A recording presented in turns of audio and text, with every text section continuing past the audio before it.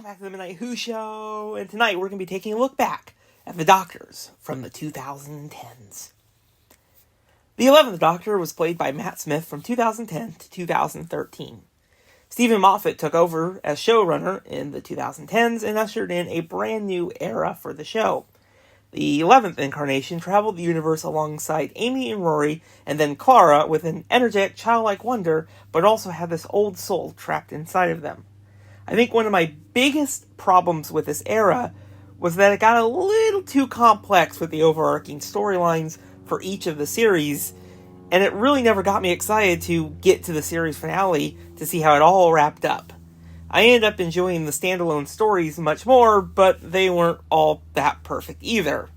I do think that Series 5 had the best with the Pandorica and the crack in the wall, and I really do remember just generally being excited when that big cliffhanger in the Pandorica opens. I really do remember being generally excited about that. Amy and Rory went through a lot in their 2.5 series as companions, and I'm still shocked that they even wanted to travel with the Doctor by the end of that. I do think they were great as companions. I did enjoy their dynamic with the Doctor. I also did enjoy the storyline involving Clara and the mysterious other variants that we saw in the first half of Series 7. Unfortunately, I'm still not sure what to think of the end result. I also wish that Clara had more time traveling with the 11th Doctor before the regeneration came.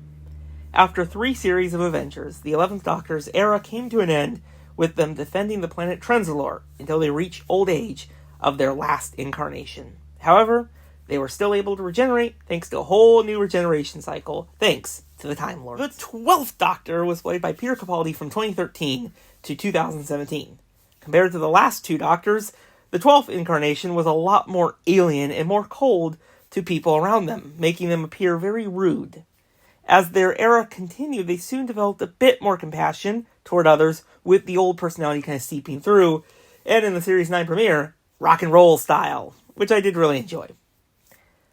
Overall, I did like this era, even if there was a few things I wasn't a fan of.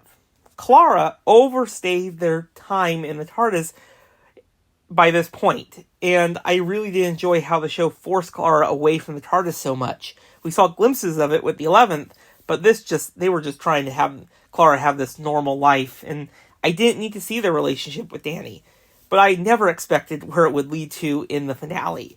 I just would rather have companions just be with the Doctor and not try to have a normal life. You know, the TARDIS can take you anywhere, and there's always this little anchor for Clara. It just was not needed. At the time, I wasn't a fan of Hellbent, and definitely showed that in my review. Now, looking back at this episode, it's far from the worst thing the show has ever done. I was really excited when this era brought back the Master in the form of Missy, played by Michelle Gomez. Such a great reveal in Darkwater. I also enjoyed how Missy went through their own story arc throughout this era, and really strived to go on a different path, even if their maniacal self was still there. This era went full circle and gave audiences the last night for the Doctor and River in one of my favorite Christmas specials. The special also gave the Doctor a new companion, Nardole, which ended up being a lot better than I initially thought when it was first revealed. Bill was also a great companion, and I wish they had more time with the Doctor.